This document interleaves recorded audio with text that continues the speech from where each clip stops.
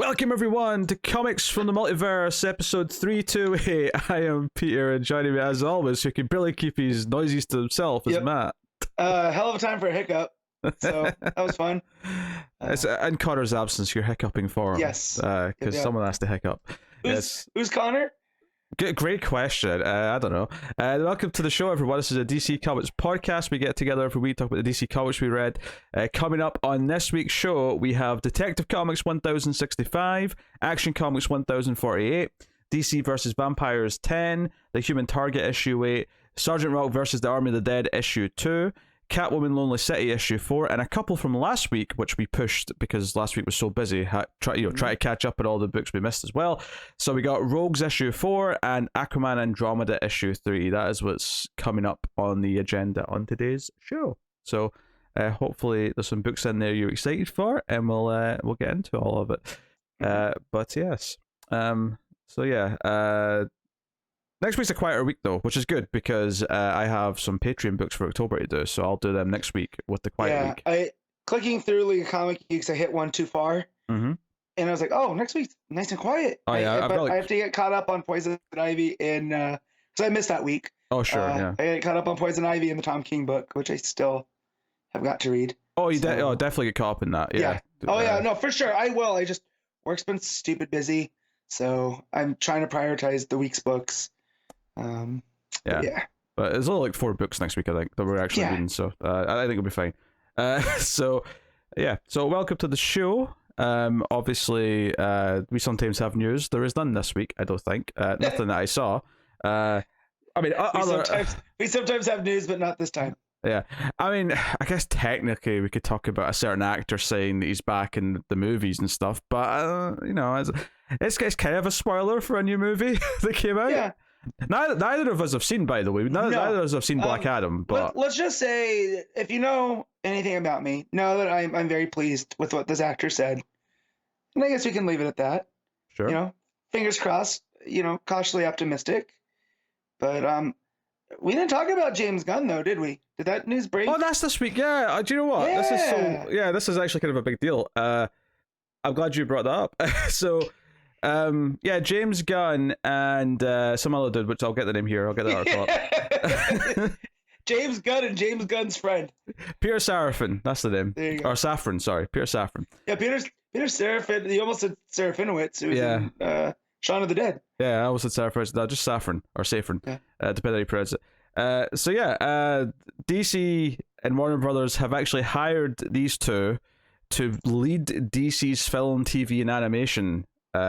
So they are kind of, I mean, I don't know if it's directly correlates to they are the co-Kevin Feige's of DC, but it certainly sounds like that's the role that they're supposed to be filling. For a guy that put Starro into a Suicide Squad movie, I'm very okay with this. He certainly knows his stuff. We can't deny that. I mean, will this ultimately work out? Will they actually give him the power and this other dude to actually see the DC movies and other projects into some sort of coherent universe? I don't know. But I will say this, the way it wasn't working, and there needed to be a change. So is this going to be a success story? I don't know right now, but something needed to happen. Someone might as well take a crack at it because it was floundering before, quite frankly.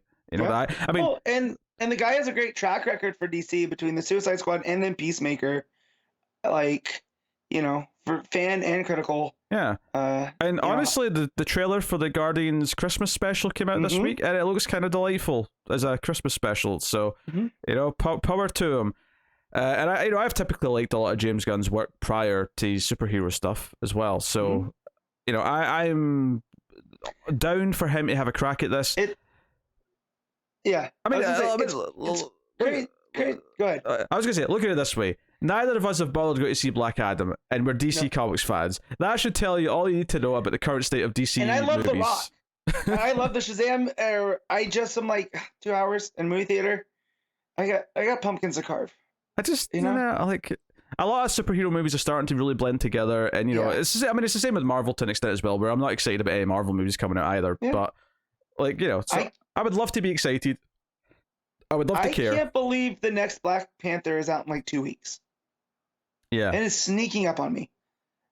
So yeah. I was gonna say, it's crazy to me that the guy that did Slither is now running DC's movies. Like Super and Slither and what else am I forgetting before he did Guardians? I'm sure I'm forgetting one in there. I mean, he co-wrote the Dawn of the Dead remake, which, love or hate is, I mean, you hate can tell it's a passion project on for my him. end. Yeah. So this guy, I feel like he is one of us, and I feel he'll bring respect to DC that was kind of, I feel, lacking. He understands what makes these characters tick, and I feel like he's good at. I don't know if he's good at finding people because he didn't do all of Peacemaker, right? Like he show ran it, but he didn't direct every episode and write every episode. I think he wrote all of it. I'm pretty sure. Okay. I think he wrote it all in the pandemic. Okay. Well, he found people to direct it because I do know he show ran it. But yeah, it's crazy to me that he's in the spot he is. But I'm super happy because again, I've been very pleased. I need to go back and finish Peacemaker. I mean, maybe that was the appeal for Warner Bros. Maybe they saw, people like this Peacemaker character now, and he's a nothing character. So if he can do that for Peacemaker, what can he do if we let him, tackle some of the more B-list characters, say? Because Peacemaker's not B-list. Peacemaker's not even C-list. He's D-list, maybe, at a push. I mean, that's why he was perfect for Suicide Squad. Oh, yeah, right? Absolutely. He was a character that, despite being played by John Cena, we're like, we don't know if he's going to make it through the movie. And that's kind of what you want in a Suicide Squad movie. Kind of, that Harley's going to make it through because it's Harley. But everyone else is up in the air. So, but no, James Gunn movies I tend to like more than I don't. And yeah, I mean, and that doesn't mean all of DC is going to look like that. I feel like just like what he's done over on Guardians. I mean, his Suicide Squad movie, I enjoyed. I think it had more heart than most of the other DC movies that I've seen in the last chunk of time. Not counting the Batman, which was that's kind of a standout and different, but compared to everything else that Harley Quinn's certainly been involved with, I got way more out of it. It didn't rock my world. It wasn't the next best thing ever, but it was a solidly well put together, crafted movie where all the character beats paid off by the end. So if he can just do that with other characters, I will be happy enough, certainly. Yeah. Well, and I trust him to be able to fold, Matt Reeves' Batman into this, whether it's a multiverse type scenario or I don't need them to do that. No. Well, I'm just saying. Or if we finally do get a Justice League movie 6 years down the road, we can have Robert Pattinson and there's Batman. And I don't think he's going to. I don't think he's going to want to do that. You don't think so? I don't think so. I don't think that Matt Reeves' Batman is ever connect. Other than stuff that Matt Reeves himself is making at HBO Max, which I know is happening, I don't think we're seeing that connect to the other stuff. I could be wrong, but I don't think it's going to. Yeah. I don't know. I just trust him to make it work at this point. So I'm reading the news piece here, and someone, of course, had to send a tweet that, so I guess you hate Marvel and Feige now. and James Gunn, and these are his words, is not only do I love Kevin, he was the first person I told after I did the deal. Cena was the second. Contrary to popular belief, $1 less for Marvel is not $1 more for DC. DC and Marvel have a common goal of keeping the theater-going experience vibrant and alive. And so I'm pretty sure he's sitting on like multiple bags of money. Some of them have got a DC logo on them, some of them have a Marvel logo on them. He's quite happy sitting on both. And again, this is one of those things, just because you love Marvel doesn't mean you have to hate DC and vice versa. I mean, I know that sometimes I feel like a hypocrite saying that because I don't read a lot of other books, but that's just because I'm busy and I do the show. So DC books take priority. But like, I love Marvel properties. I love Daredevil. I love Iron Fist in the comics. The X-Men was like the first comics I ever got involved in. So I think it's good when there's some crossover. And you're saying a lot of really nice things here. And I would just like to sort of add on that I'm a bit more cynical on this. I don't necessarily trust that this is going to work out. I don't necessarily think this is going to end up in good things. I just think something different should be tried. And James Gunn's a nice enough guy to try a different thing. This is the difference between me and Pete, right? Cautiously optimistic, like I said about the mystery thing we opened this with. And Pete's a bit more cynical and going like, well, it can't be worse than what we got. Exactly. So, it can't be worse. Yeah. So why not give it a try? Do we think the Flash movie is actually coming out? Because I do not.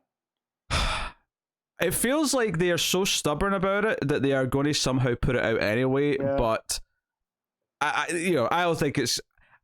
I think they will quickly move on from anything that movie did, as humanly possible. No pun intended. and it's almost like just a what's the word I'm looking for? It's almost just this, like, they have to just get it out and get it out the way so they can move on to other things. It's just, you know, no one's excited about it coming out. I mean, I'm sure there's some weirdos, I'm sure, that still are excited about it. Yeah, but, well, I'm sure the director wants people to see his hard work. But he was like the third director that signed on, right? Like the third? Third? Are you kidding me? He was like the seventh director that signed on. Was it? Yeah. I lost track at 3. So that's where I'm gonna slot in Machete. So but yeah. Whew. Crazy times. Yeah. But, you know, like, again, it comes back to this. We're a DC Comics podcast, and neither one of us gave a shit enough to go see Black Adam. And, I mean, what have they got next? Aquaman? No, it's Shazam next, right? Yeah, and I'll go see that when it comes out. Yeah. I mean, but I'm also, I like that version of the character. The movie looks different enough that I'll be there for the theaters on that. Black Adam just got away from me from when it came out. If that movie had come out in August, I would have been there. But you put it in October. I'm busy. You know, there's other things I'd rather be doing. The trailer for Shazam 2 looked just kind of whatever. It's fine.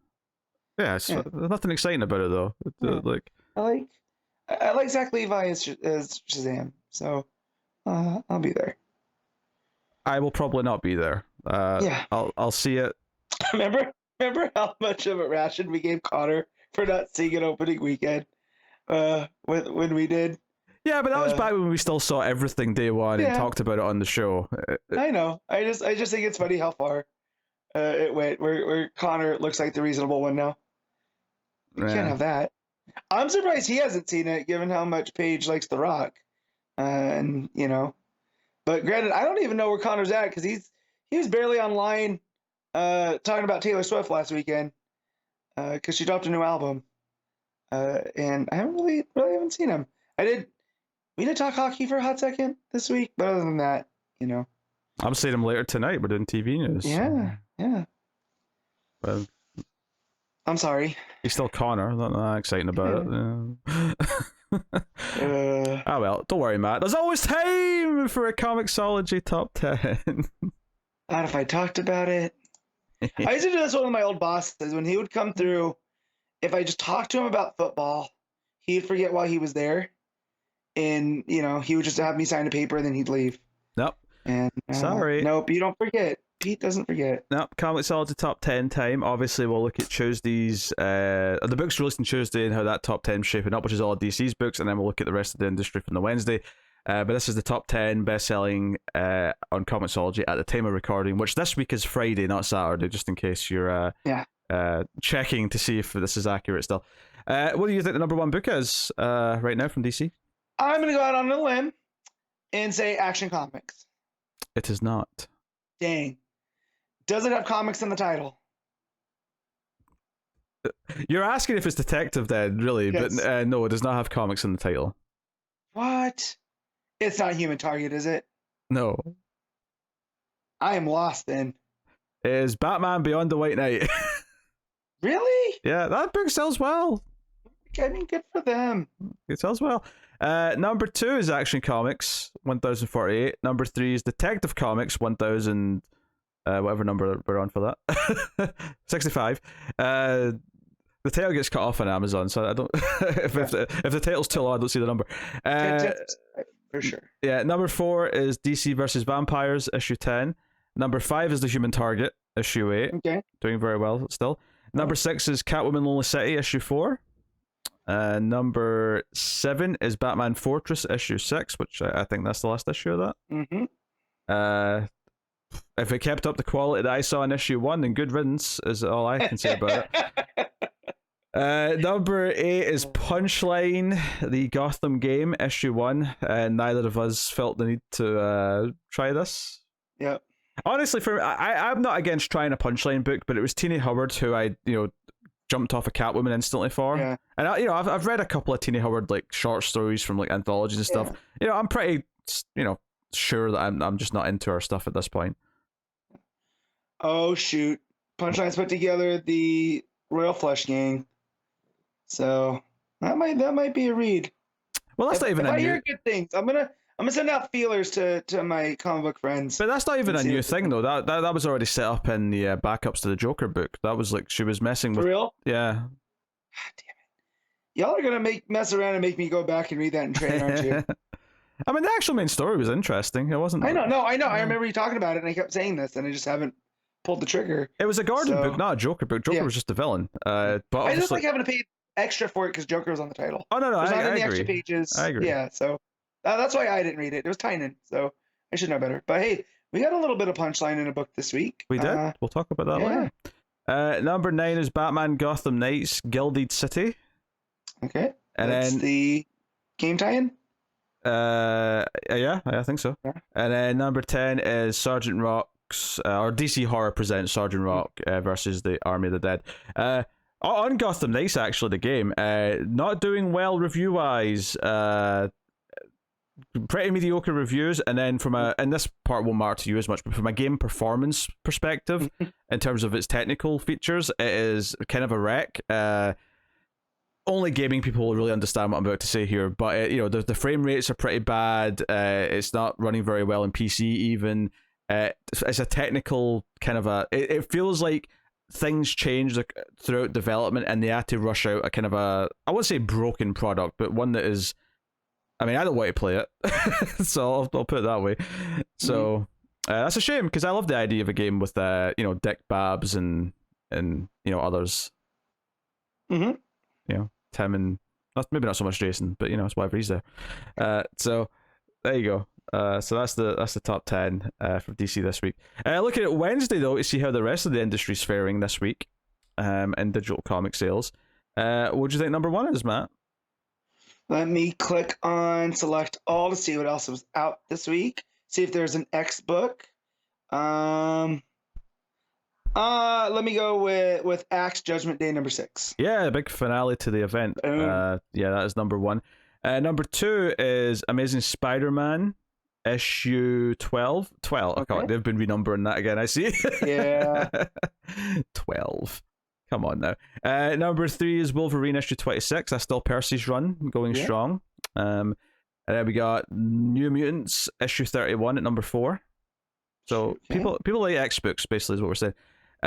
Number 5 is Moon Knight annual issue 1.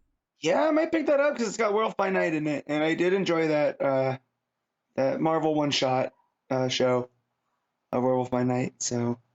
Oh, okay. I see. I was gonna say. Yeah. I did already teasing season 2 for Midnight. Are we talking about one shot?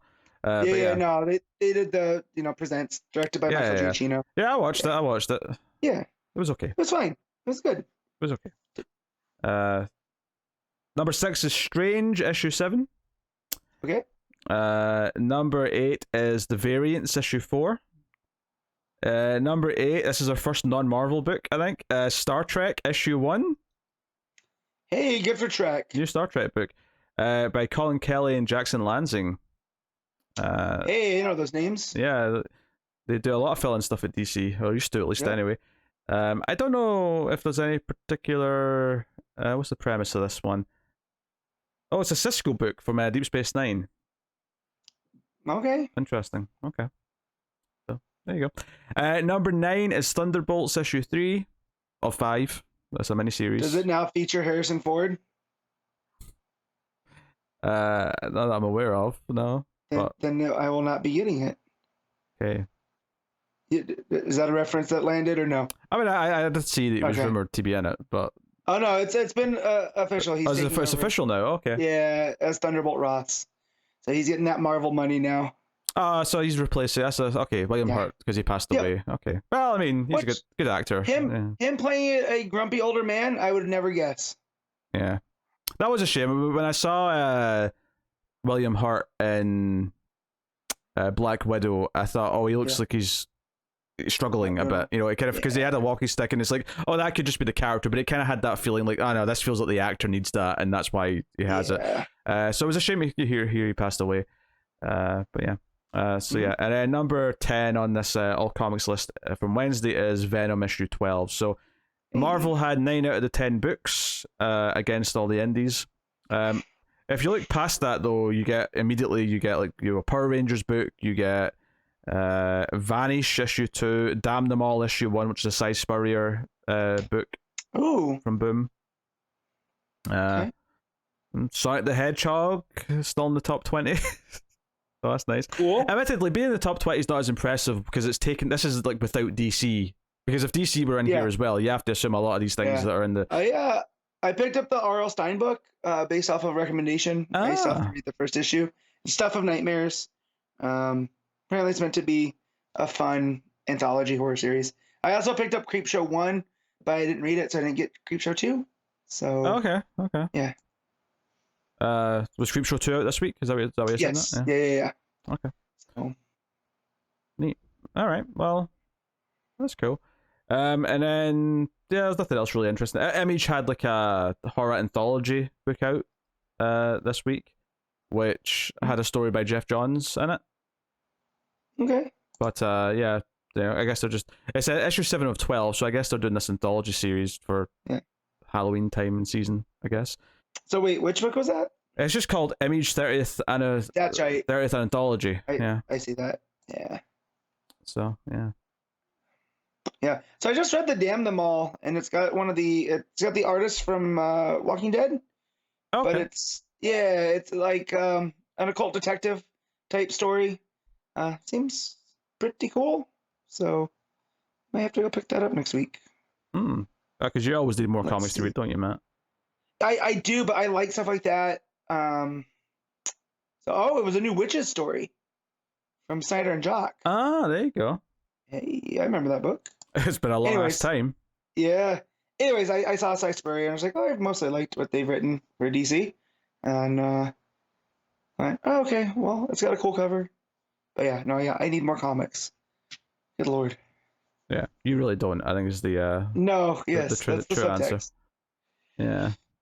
So very cool. All right, well, that's your ComiXology top 10 for the week, and we already faffed about talking about movie news and stuff, so I think we can get straight into the comics. So that is kick things off with Detective Comics 1065, Ram V writing with Rafael Albuquerque on the art. So, thoughts, feelings? This is the first time I remember reading Ubu in comics. I don't know if this is the first. I don't know if he showed up in other things, but that was cool to see. I like that Ram V's bringing that character in. Yeah, we left off last time in the cliffhanger with the League of Assassins going after the boat with the royal family coming in. So it takes up with a lot of action, and like the police are all being held down, and Montoya's insistent that no one light the bat signal. And there's like, no, we can do this on our own. But of course, Batman shows up and helps anyway, kind of thing. Which leads to a really interesting subplot in this, where Batman actually ends up like hurt in the water. He ends up sort of passed out after he's fighting the big guy, and Gordon pulls him out of the water and actually takes him back to like him and Bullock's like PI office. Yeah, and needs to bandage his face, so he like turns off the light so he can't see him. To do it, and it's like, oh, that's kind of neat. But he also mentions that he thinks he knows who it is, but he doesn't want to know for sure. So which I do like as a respect thing with Gordon, where he's like, at the end of the day, he's still just Batman, so it doesn't matter who's behind the mask, because their relationship doesn't change. So I love that. So that kid that was with them, that's the creepy kid from the backups? Yeah, so it turns out those backups might have been somewhat relevant, because now that kid's with Gordon in the main story, which... spoiler, I didn't continue reading the backups, so if you did, you let me know if I should. I read part of them, and then I sort of stopped, because they were... I don't know, I kind of fell away from it. So, this kid's with them, just go with it. Okay. this is basically the thing. Yeah. So... No, I liked Prince. What's his name? Arzen. Orgum. Arzen Orgum. Arzen Orgum. Okay, so Arzen's with this guy who owns Arkham, the original Arkham land, and he's basically making this offer. But as the conversation goes on, it's like, no, we actually own this land anyway, and we've got paperwork going back centuries and centuries. And the guy's like, oh, you're going to have to prove that in court. But I was like, no, you don't understand. We're not offering to buy Arkham. We're offering you a ridiculous sum of money so that you'll just shut up and go away, and we'll keep the land that we and this is like how filthy rich they are, that they can do this. Like, we valued how much the land and the buildings were, and then we tripled it here. Enjoy this, stay out of our hair. Yeah. And the guy looked like he was going to have a seizure with the amount of money spending he was already doing in his head. Yeah. So I mean, I think he'll successfully stay away. Obviously, it's there to show you how powerful and rich this family are and all that. Well, yeah. If money matters to you, right? Like they can buy and sell and do whatever. Which, that's the beauty ultimately of Batman and Gordon, is that money doesn't matter to them. Like exactly. And I think that's the thing. They're talking about legacy, and they're talking about the heritage of the city, and they're coming back to claim what's theirs. I think there's something really touching about, in the same issue, showing like Gordon's there for Batman, and this is something that's been born out of the modern Gotham City. Is like this is what Gotham is now. It's just them fighting for it. So if you're coming to take the city, this is who you're coming to take it from. Really, these are your knights. Right? Yeah, you're not taking it from Two-Face. You may think you are, but you're not. You're taking it from them. That was the other thing. The Two-Face plot here, which we'll get to. That was a good one. Yeah. Two-Face is now working for the royal family here, and shows up to help and lets the one of them come in, who heavily implied here this soldier for the royal family is a werewolf. Yeah, buddy, let's get it. Yeah, which we kind of knew from reading solicits, because there's going to be a one shot coming up, or is it an annual with Batman versus a werewolf essentially. So, but yeah, it seems like this is their guy that they send in to like clean things up. I don't know, he's not exactly a cleaner, but like he goes in ahead and takes care of loose things, so the family doesn't have to worry about it, right? They get to keep their hands clean. He's their muscle, I guess. Very intriguing character, because he doesn't take gruff from anybody. Yeah, because the guy from the Al Ghul's, from the League, is there and wants to get snuck out, and Two-Face is like, sorry, that's not happening. And does this thing where he locks him in the door with this, the werewolf character. We just like sort of hear the screaming from behind the door. Oh. Yeah. Yeah, because we get him, so that's Raz's personal bodyguard. Yeah. Uber, the big bald guy from the animated series, and like he shows up strapped with dynamite. Basically, he's gonna take them out before anything can happen. And remind me, that's where Batman gets involved, right? He shows up or not Batman, the other dude. Oh no, you're thinking earlier with the cops. I'm talking about when Two-Face locks the guy. When he locks Udo in the room with the werewolf. I'm just getting us there. The Batman shows up and is like, we don't need your help, right? Takes the dynamite vest off of him. Yeah. That's earlier on. Yeah. Right, and then he's licking his wounds, and he goes to Two-Face to get out. And I don't even want to say Two-Face. Harvey sells him out to the family. Yeah, because you hear Two-Face's narration come in and saying, "Oh, dear Harvey, like, you're working for this family now," kind of. It starts to like. There's a bit of a conflict with Harvey and Two-Face. And Two-Face like, I'm supposed to be the bad personality. What are you doing? Yeah. But yeah, just the fact that this was Ra's al Ghul's personal servant guy, like his bodyguard, gets taken out, by this werewolf dude. It really sets the stakes, not the stakes. It sets up the levels that Batman's gonna have to deal with. Yeah, it's almost like Two-Face is saying to Harvey, like, you need help to deal with this problem, and there's only one person who can help, and kind of implies Batman. So it's kind of interesting that Two-Face is the one saying that to Harvey then internally. When Two-Face is telling you you've gone too deep, you done messed up. Yeah. But yeah, man, Rampy is so good at these interpersonal relationship type stuff. You know? And the end of the stories, because obviously the werewolf thing's kind of the big finale, essentially, but there's just one last page with Gordon, with Bruce like lying on the couch with bandages all over his face. And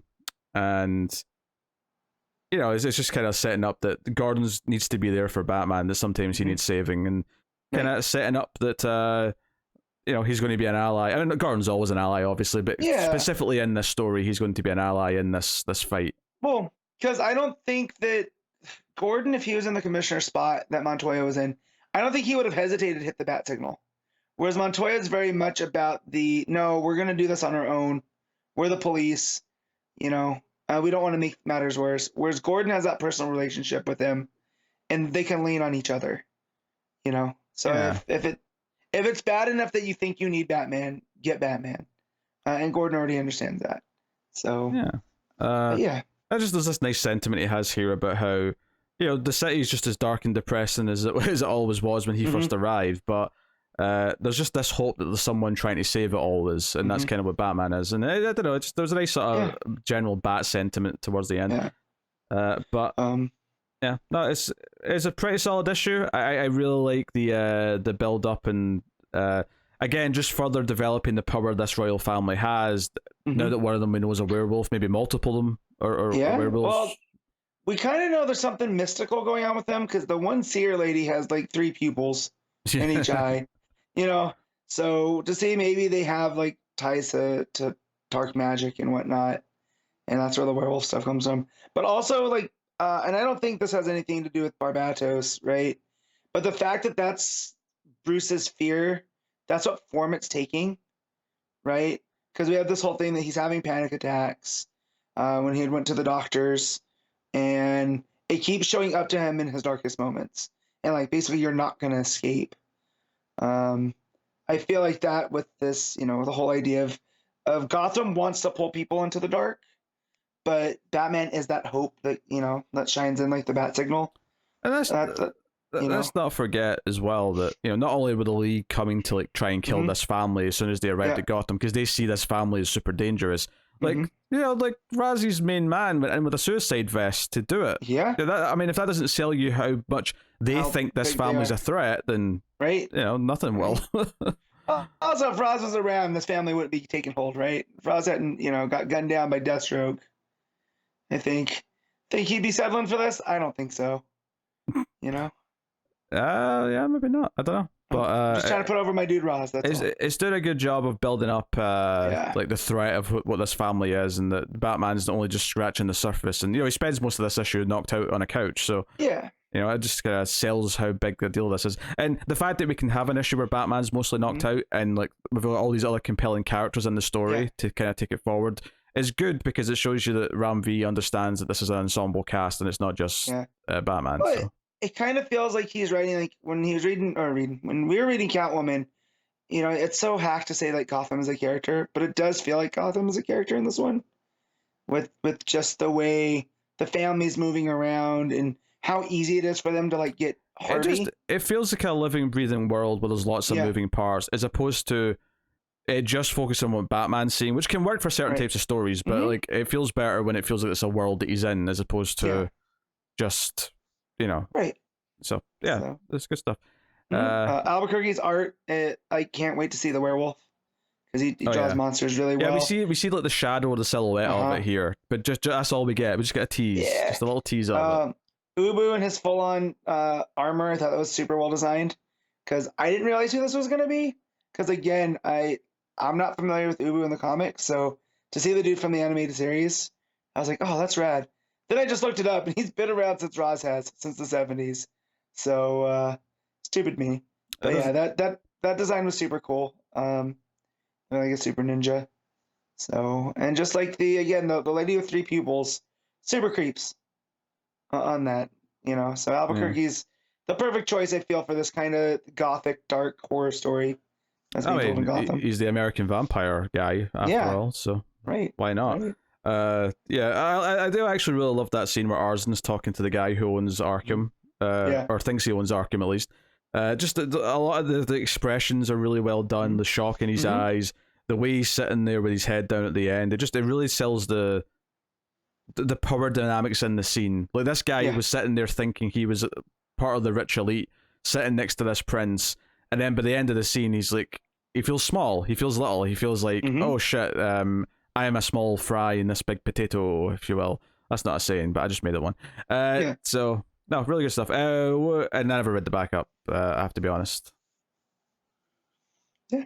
No, I might go back now, because it feels like we kind of need to know who this kid is, because I feel like it's going to have a payoff. It's a new story, though. It's not the same story. Oh, it's not? I finished last issue. This is a new backup story. What's this backup story looks like, then? It looks like it's doing Two-Face stuff, but it looks of it. Oh, son of a bitch. I just got to it, and I closed the book out to go read something else. So it's saved there. I'll read this. If it's Two-Face involved, you know, I'm there for Two-Face.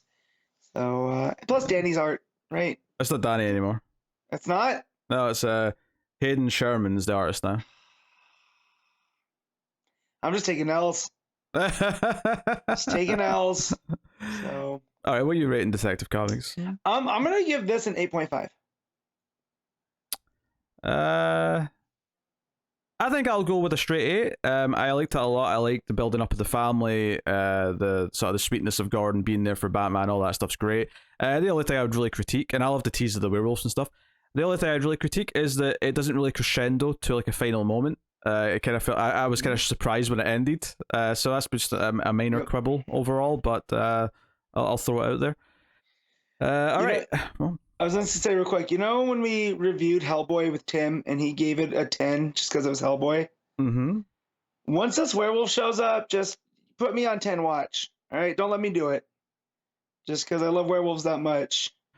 I might pull a Tim. Yeah, just make sure I temper my expectations. Just watch all the Howling sequels. You'll quickly learn what it is to not have a 10 I need out of to 10. see the Howling original. I still have yet to see it. It has been ever elusive. It's only all right. I don't love it. It's just... No, but it's Joe Dante and it's werewolves. I should have seen it by now, but I can never find it because it's always, and I could rent it for $5, but I have all these streaming services. I might as well use those. So, isn't in one of them they become marsupials? They have pouches like kangaroos. That's the third one. Okay.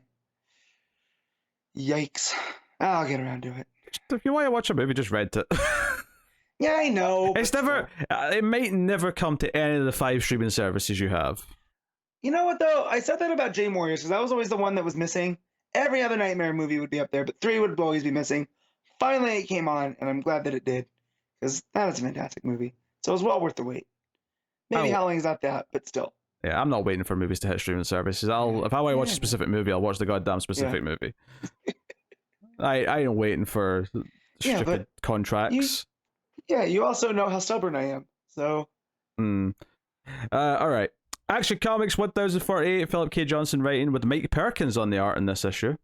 So obviously a change from Federici, but not a bad artist to have. No. Man, Perkins art. I'm going to go in heavy on this one first just because it took me a second to realize it was Perkins. Mm-hmm. I don't know if it was the coloring or the inking or whatever it was, but once I checked the cover and I saw that it was Perkins, it all clicked. But man, still doing some top-notch work. Like this is Swamp Thing level Perkins, I think.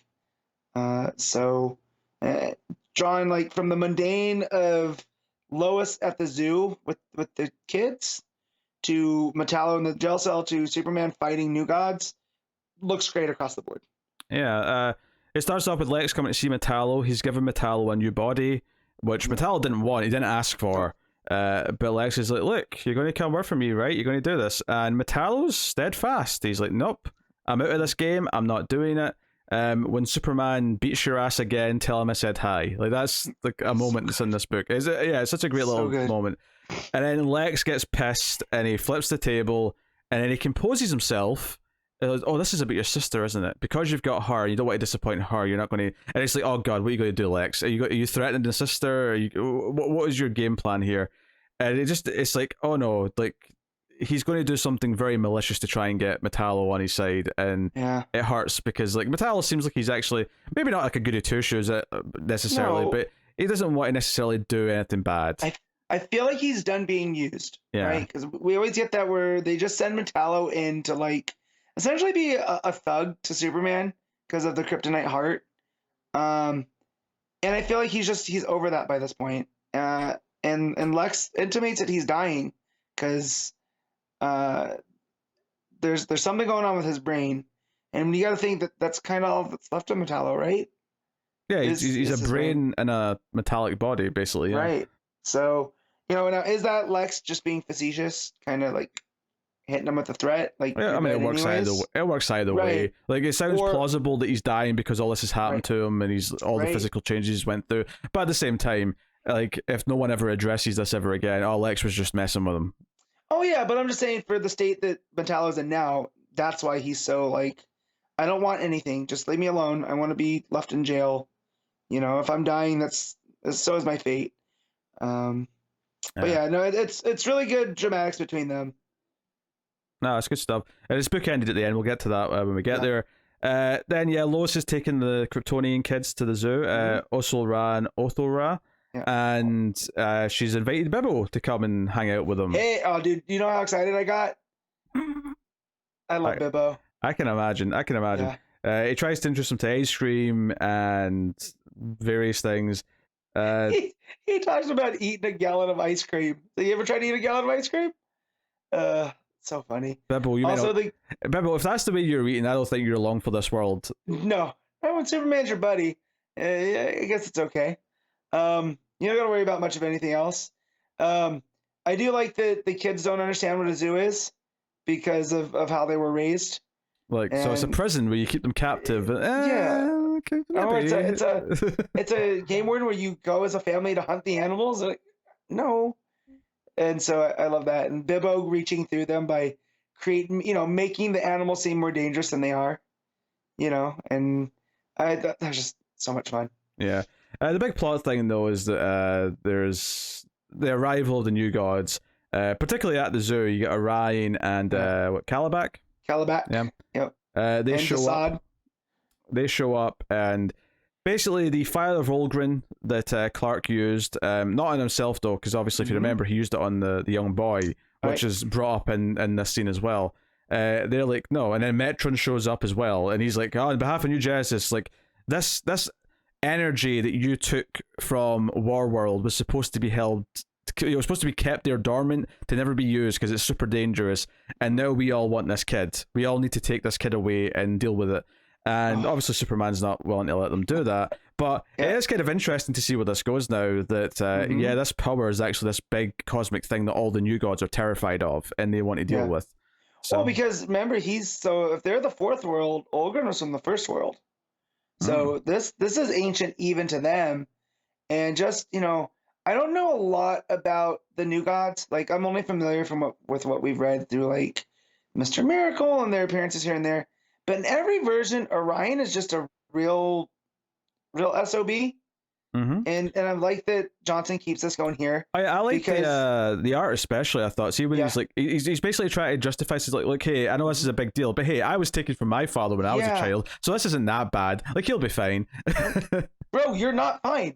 But him also showing up with Calabac, who's his birth brother, right? But they're on opposite sides because of the war, because of New Genesis, and so him showing up with essentially the Apocalypse side is a bit menacing. It shows you that if both sides agree in this, then holy shit, how bad is this? And I love the art here because Orion's face with the shadows on the face to just give him that menacing touch as he's getting angry and saying that he was taken from his parents when he was a kid. And then Clark remembering Jor-El taking his son and be like, no, I'm not letting you take this kid. Like, I've done this once before and I've regretted it ever since, so I'm not doing it.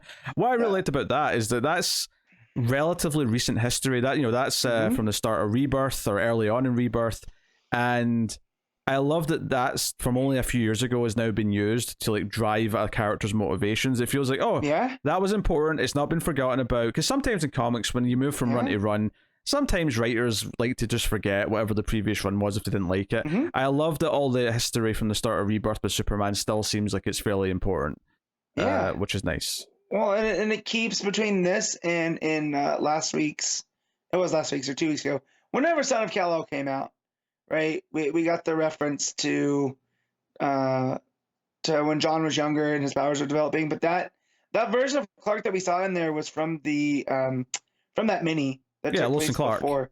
Yeah, from Lois and Clark. So the fact that they are going back into that for the John stuff and for Clark, and that scene right there, and when it dawned on me, that's what that was. That was Jor-El coming for John.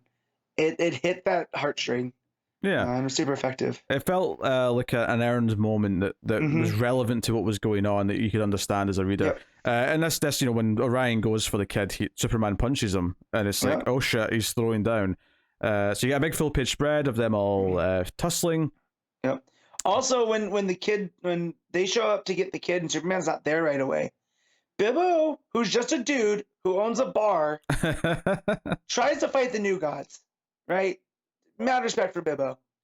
Like, well, he also demands they pay for their entry fee into the zoo. Yeah, you ain't getting in without one of these. But that was another moment too. I'm glad that you brought that up. When they put those wristbands on the kids, Perkins draws one of them looking uncomfortable. Ah, it's a nice little touch, yeah. It is because they don't want stuff on their wrist. They just had that taken off. It obviously it's harmless. Yeah. It's just a tag to show that you're paid to get in, but they see this as like reminding them of the chains and the shackles. Yeah. So that was a nice moment told through the art. Yeah, it's a nice touch. The art's very good. I mean, obviously, I think Perkins, like his body, like proportions are always like that big full page spread where Superman's fighting Orion and Calabac. Like, it's not the best proportions I've ever seen. They look a little bit misshapen at places. Where Perkins shines is mood, it's facial expressions, it's the atmosphere, and that all that stuff all is nailed. Like, it goes back to the end of the story here. It goes back to Stryker's Island. It goes back to Metallo, and it's basically just the guards telling Metallo, "Hey, your sister didn't show up this week, but don't worry, she's probably just sick or something." Yeah, maybe she got sick, and obviously we know it's Lex. We know Lex is behind this somehow, and it's just him sitting in the darkness, hearing the guards talk about the fact that Superman's fighting new gods at the zoo, and it's like, is he sitting there considering, oh, maybe I should do this to get my sister back? Just do what Lex wants, which is really sad because you kind of want him to resist, but ultimately he's going to, and you're going to feel sad for him because Lex is pushing him into it, which is nice. Right. It makes him a more sympathetic villain, which is, I think, always nice to have that, especially when he's standing next to Lex, who's very unsympathetic. Yes. So, by all means, and then you've got the new gods who are not sympathetic in the same way as Metallo, but at least it seems like they've got a reason for doing what they're doing, which, they might ultimately be proven right. We don't know yet. Like, maybe this kid's going to erupt into some sort of dangerous, like, weapon at some point. We don't know.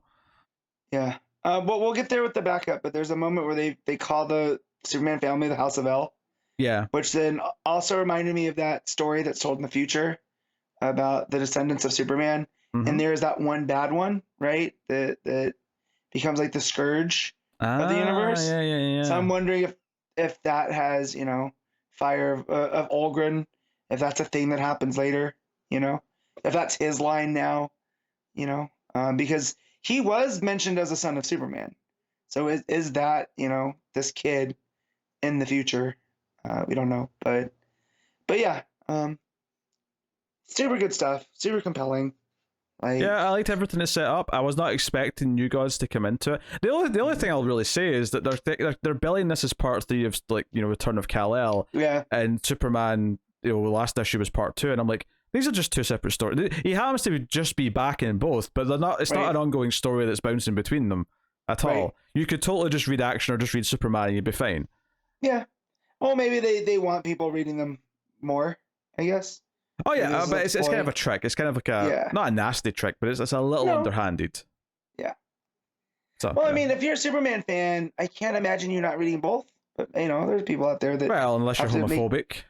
Yeah. Well, I'm not thinking of them. I'm thinking of the people that maybe have to make a decision at the comic book store. Sure. Yeah, they can only afford so many comics, and they have to pick one or the other. Yeah. Right. So maybe this will help you make your decision and pick something else. So if you're trying to follow both at the same time.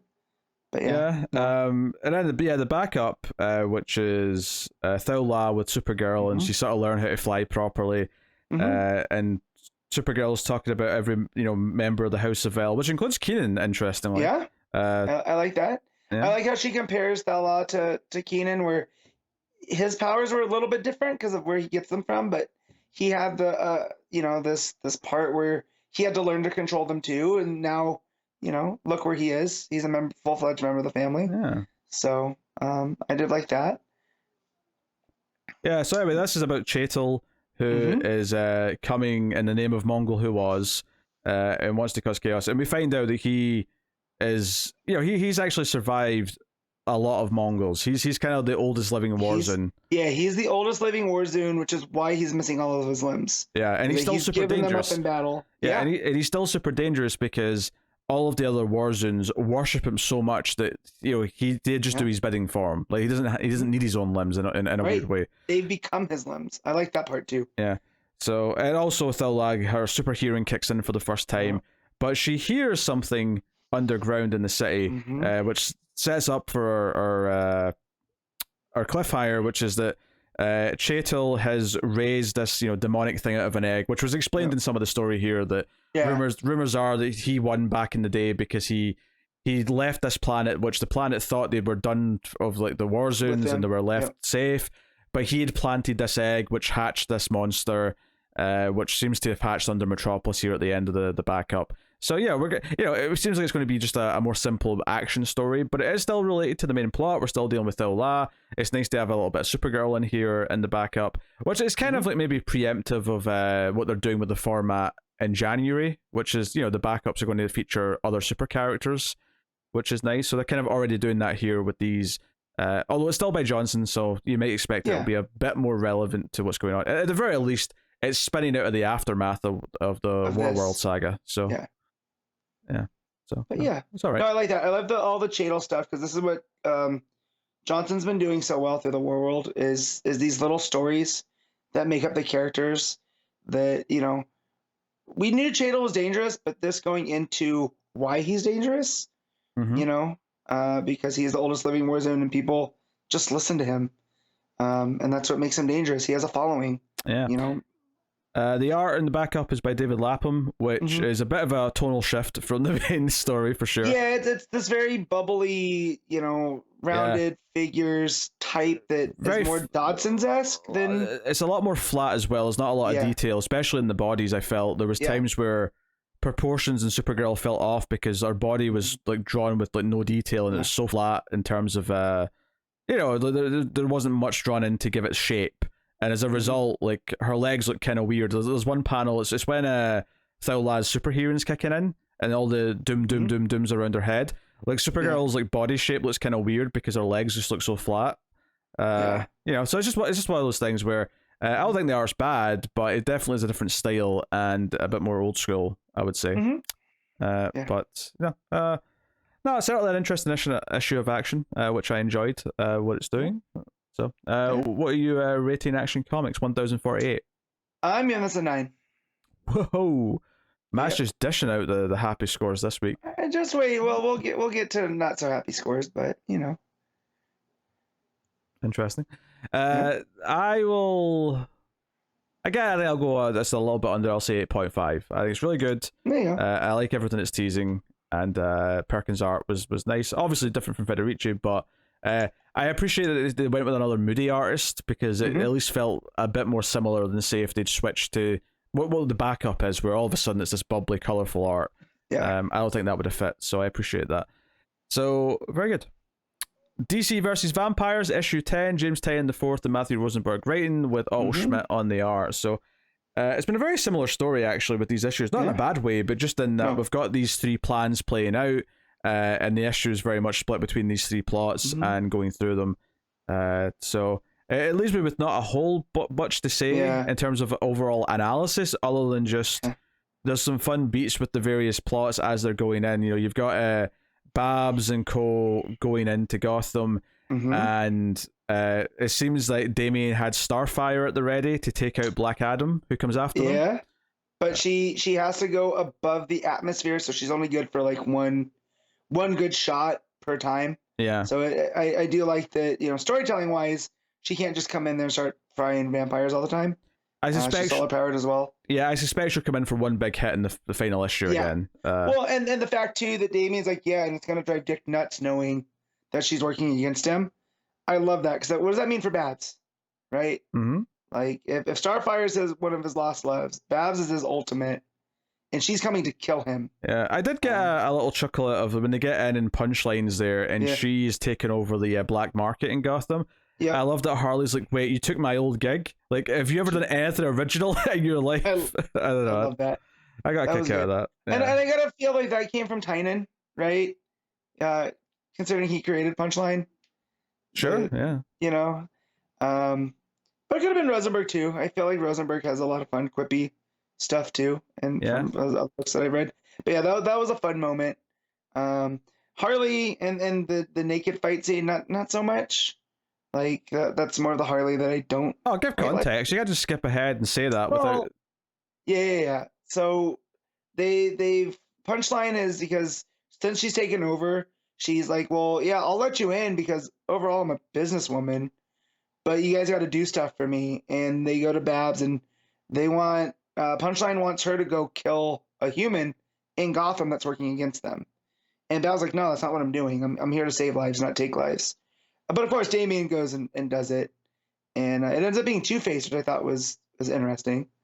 Damian goes kills Two-Face, but while they're settling that, a guard comes in to get Harley, and she's remind me of the context why she was naked. So she's basically dressed up a mop to look like That's her, right? As a distraction, and then she knocks out the guard or whatever, and she's running around naked, and then runs into the others, and it turns out that guard was coming in to let her out, which is the joke, is that she didn't have to do this, but she's just. I got a little chuckle of Damien seeing her and going, looking good, Harley. I'm like, you're like technically still like 13 here. Like, I don't know.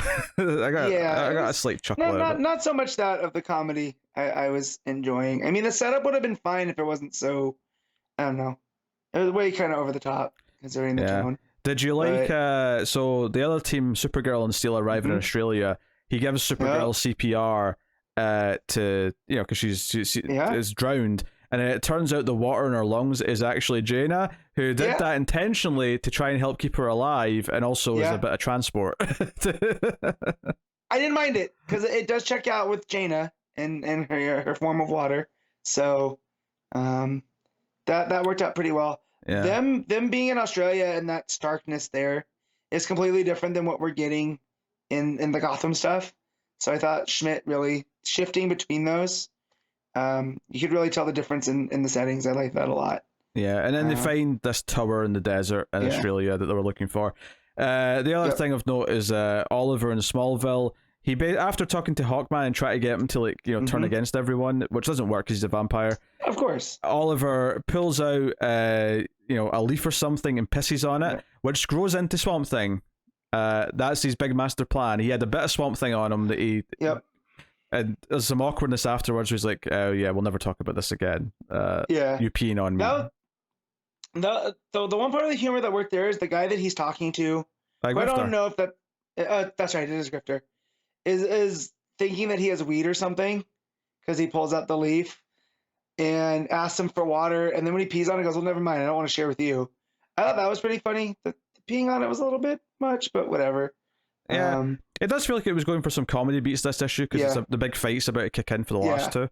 The other big plot point, of course, is that Babs turns on the bat signal in Gotham, and everyone's like, wait, is this a good idea? They're going to know where we are. It turns out that all of her associates in the city, which seems to be Cash, Duke, various other bat family. Whoever ones are left, Huntress is there. They have been planting these bat signals all over the city that use UV light. So she burns up a vampire, and then all of the other Bat family members are like, aiming these signals at vampire, and it's just making them burst into flames. So it's like, oh shit, she had this plan. They've set this up. There's some good visuals here, and this is your big, Dick's hiding behind a shield, up in his tower, and it's like, okay, they're coming for him. So and I like when she talks through it that that Dick, being the king of the vampires, wouldn't want like blood farm blood. He would want like free range humans. So he kept Gotham as kind of like a free-esque city where humans could move around so he could hunt. And so that allowed her to have her people there surviving that were able to put these UV bat signals in. And, she reminds you that she learned at the foot of Bruce too. It wasn't just Dick and Tim and Jason. Like, don't forget about Babs. Babs is very competent at being a bat too. Yeah. And I like that. Yeah. So I don't really have too much to say. There was some fun and that's not to say I'm not even critiquing the issue as I say that. It's just continuing to be fun. It's using it's sort of mixing the characters up and having them use things that make sense in the context of the story. And whether it's growing Swamp Thing or Jaina being inside Supergirl's lungs or whatever, it's mixing up some DC elements in fun ways. But I will say this back half has felt like we've been following these three groups on this trip for like 3 or 4 issues now. So it maybe feels like it's maybe just a little stretched out in terms of getting to the big finale, which seems like we're going to be getting to. So we have 2 issues left, and I suspect it's going to be a big 2-part, epic thing. Bang bang. Yeah. But no, it was good, and just the smaller character moments here, like with Ollie when he's trying to talk to Hawkman, who notoriously in normal continuity, those two do not get along. But him trying to appeal to his humanity and all the lives he's lived, And then, Oleander's best like, yeah, Hal thought he was invincible too. And look what happened there. So I like that. I like the, his hope in the face of, or hope still in the face of adversity. And that's Oliver Queen. But yeah, other than that, it is a lot of these big actiony beats, which is fine as we barrel towards the end. So, but yeah, it's just a fine book. Yeah, what are you giving it? 7.5. I agree. 7.5 is what I was setting at as well. Enjoyable. It's progressing things along. But yeah, so there you go. The Human Target, issue 8, Tom King writing with Greg Smallwood on art. So, big things here. Red Rocket, or Rocket Red, as I say it the wrong way around. Yeah. Yep. Red Rocket's a completely different character. Yes. Rocket Red shows up, they're lying in bed, and just starts opening fire on Chance. Yeah, and Ace tries to block it for a bit. So we get a cool little shootout scene. I really like the pacing of this, where like Chance is like he's jumped down to the side of the bed and he's taking the shot back, and like Rocket Red's like you can see him through the hole in the door where he's blasted the shotgun, and he's like, "Hey, don't shoot at me again! This is new armor or new paint on my armor." And he shoots him. It just does a nice comedy beat to it, and then obviously it skips ahead to Chance waking up because he's been knocked out.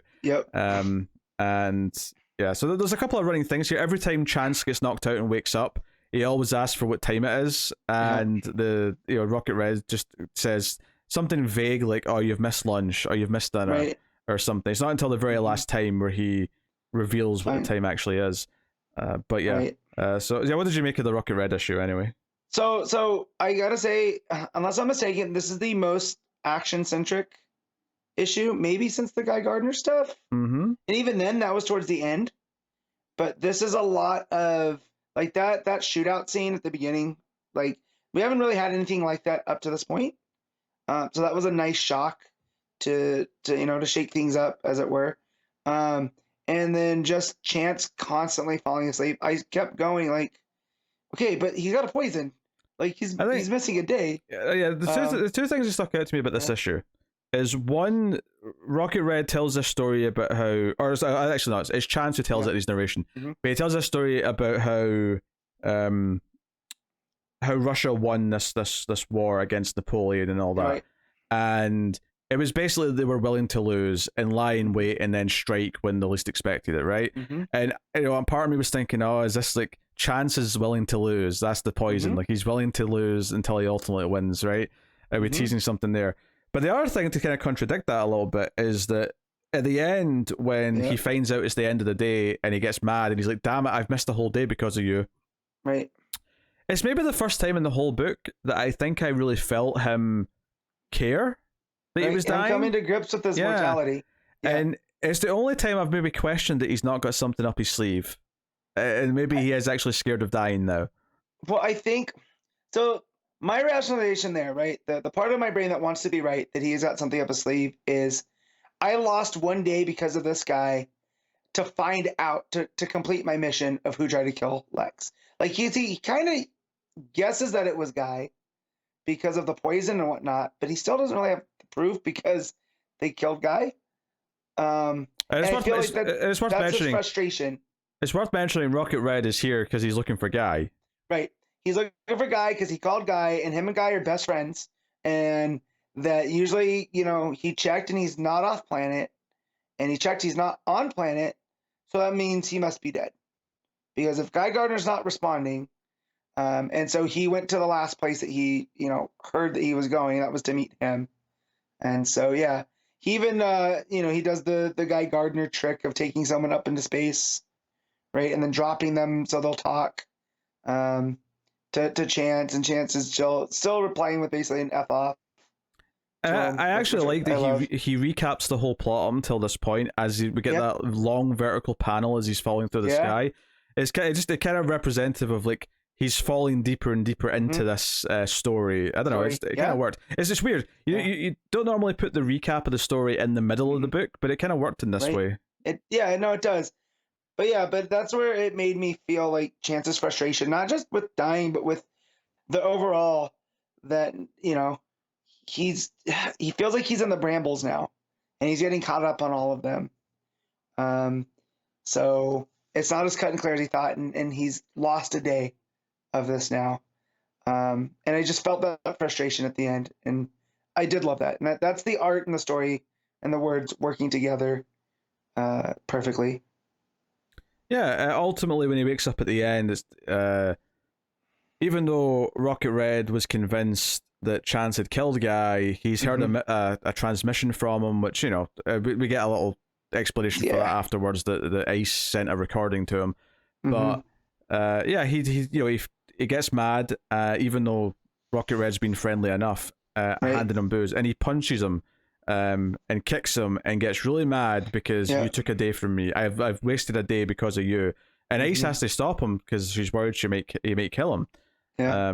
So yeah. So we end this really tranquil moment of you know, with Ice and Chance in bed, and he's happy to be lying next to her, and he's taking a drink. But you know, he says at the end, you know, I died yesterday, I died today, and I'll die tomorrow.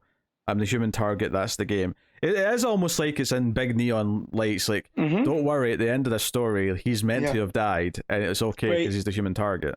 Right. Yeah. But just that frustration at the end, and then the whole thing that Rocket Red tells him of, in Russia they drink to celebrate. So, you know, births or you know, at a funeral to celebrate their life.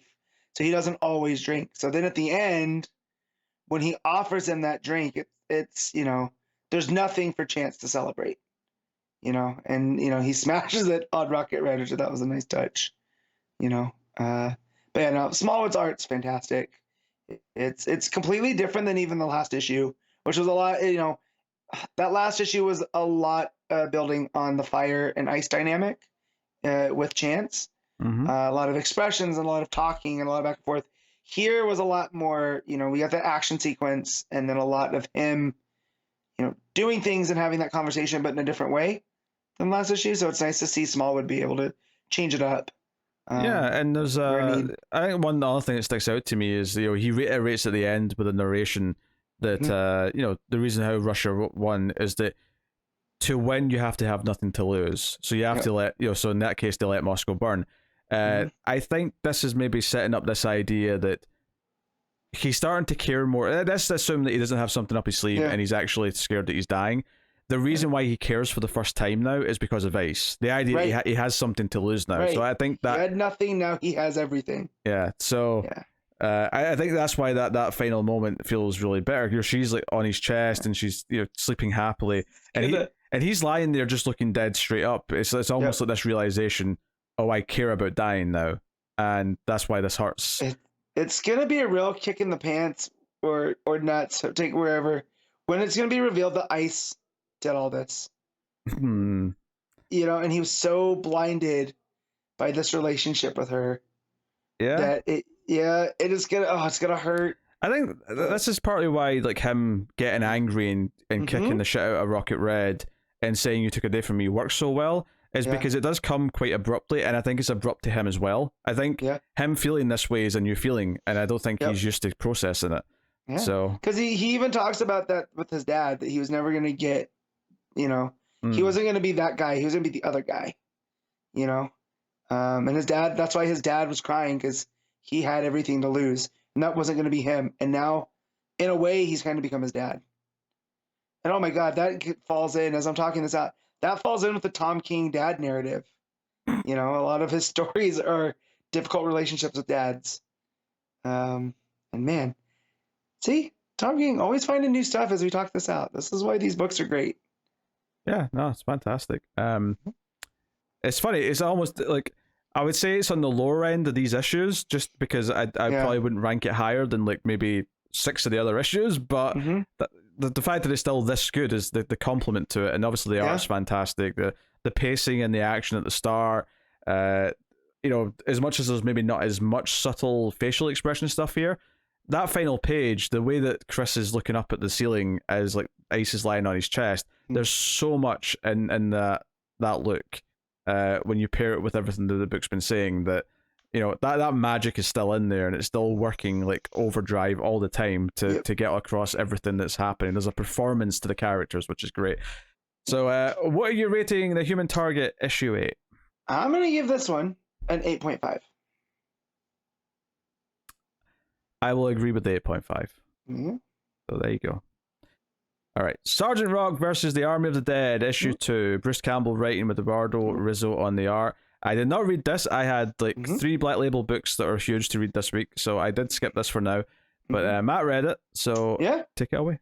So, Sergeant Rock's finding out about these zombies, and they keep attacking, and there's, they're proving to be difficult for Easy Company. And it starts off with these Nazi zombies in a bar, and they're getting drunk, and they keep shooting at each other because they can't die. And this is where Easy Company, they're kind of peering in and seeing what they're up against. And Sergeant Rock's trying to put together a plan. And so it ends up with them coming across what they think is a regular truck full of Nazis that's actually full of these Nazi zombies. And it ends up being a fight. And so a lot of it, this issue reads really quick because it's a lot of action sequences and not a lot of dialogue. So Rizzo is really earning his paycheck here because of the stories told through the art and the reactions.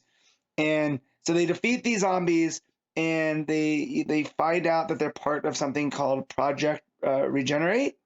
And they use their thermal binoculars that they got in the last issue to find out that they're being made with some kind of technology with chemicals and fire.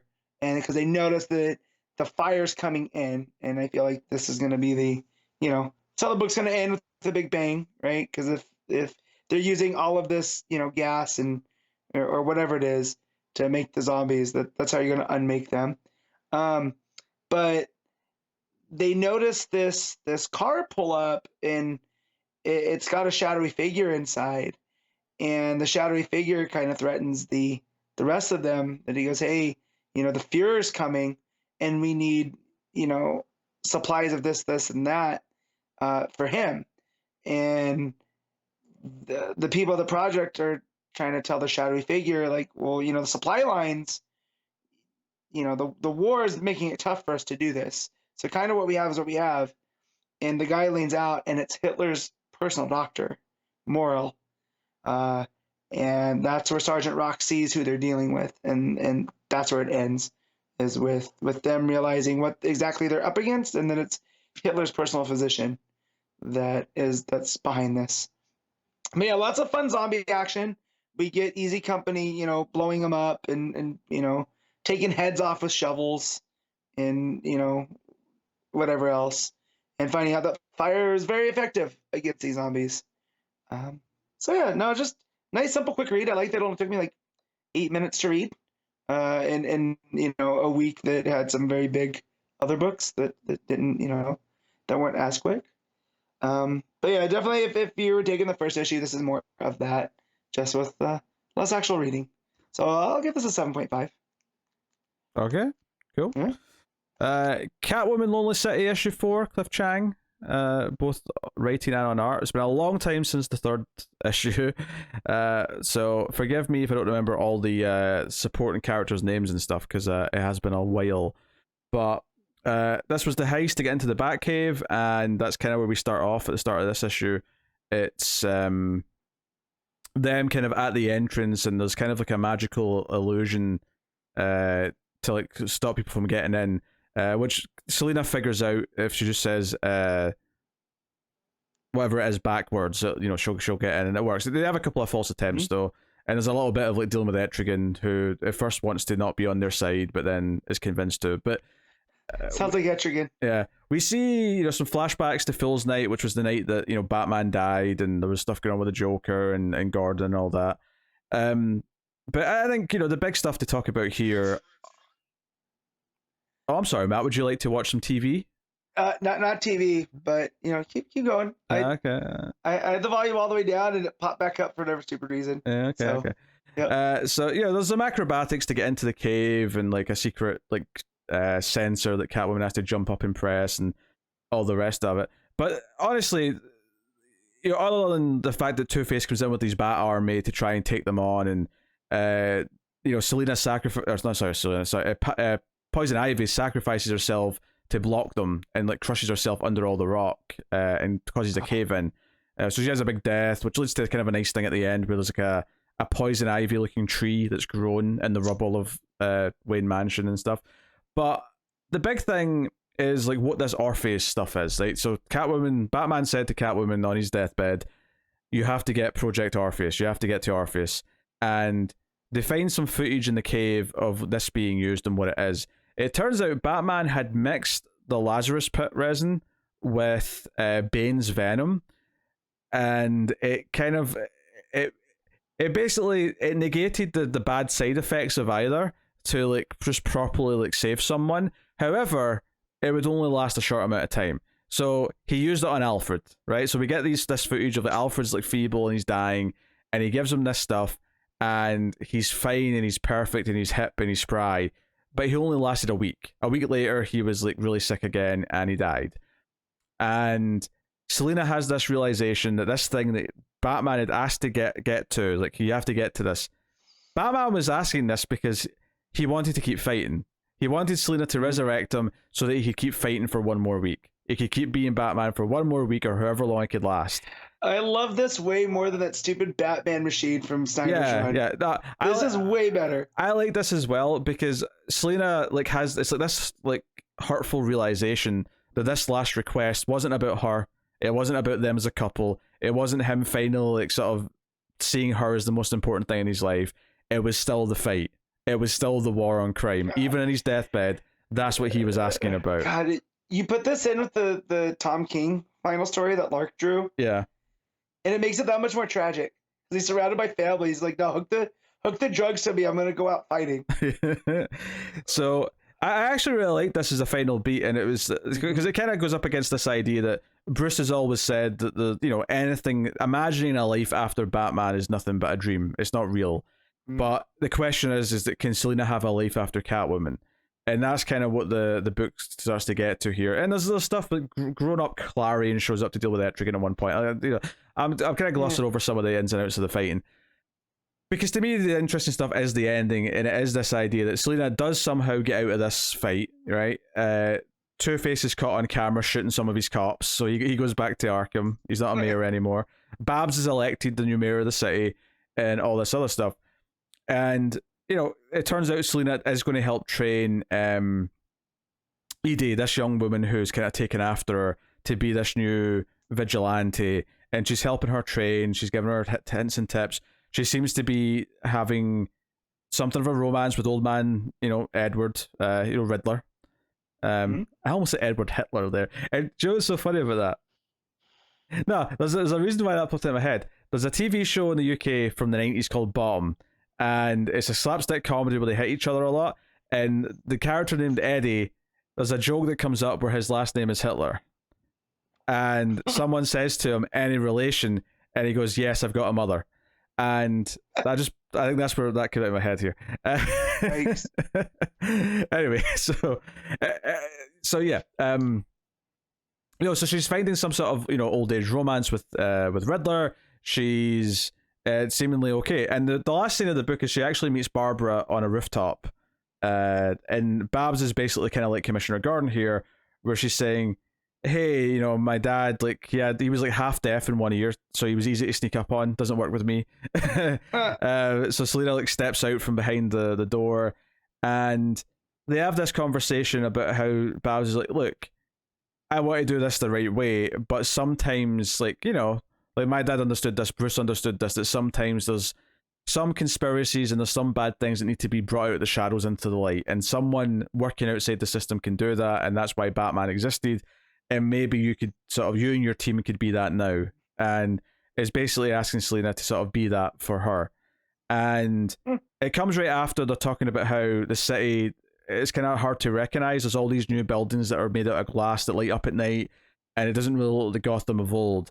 And Selina's response to all this request is like, she's like, I'm sorry, but honestly, now that I'm looking at these buildings again, I actually think they look quite nice. They look like jewels in the city. And you see this big city sky shot of like, there's a blue building, a green building, a purple building. They're all lit up in different colors. And it's this idea that this is the last page, is that she, unlike Bruce, is actually going to turn down this offer. She's going to actually accept a life after this in some capacity, and not just become a new version of Catwoman or a new version of Batman. She's going to actually accept some closure and move on. So it's kind of a happy ending.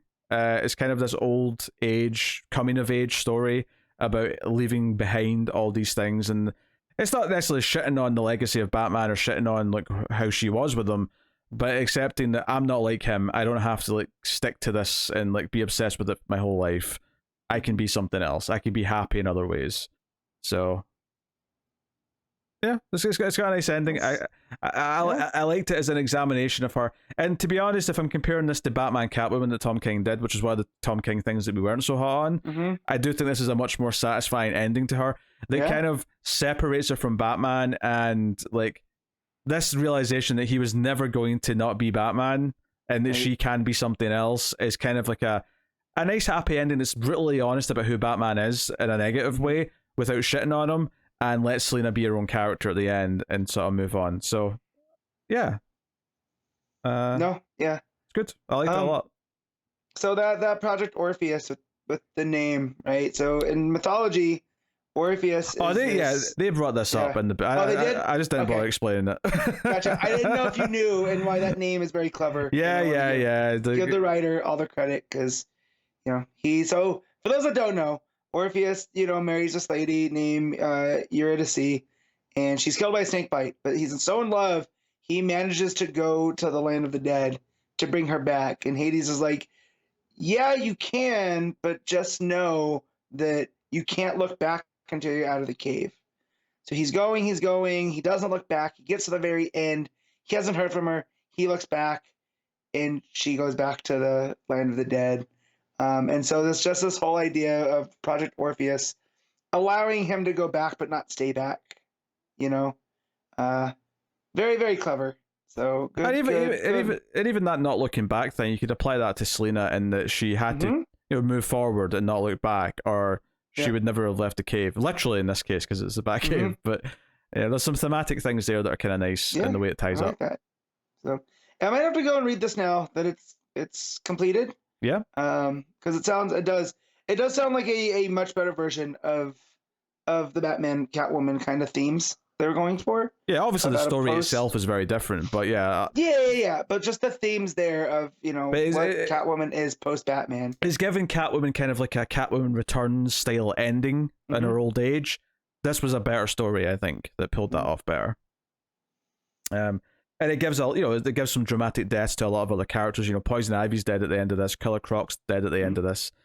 And it's got these new characters introduced that might continue on in her legacy and do good things, but she's not actively going to be the new Batman or even like the Catwoman again, because she has to move on. She can move on, unlike Bruce.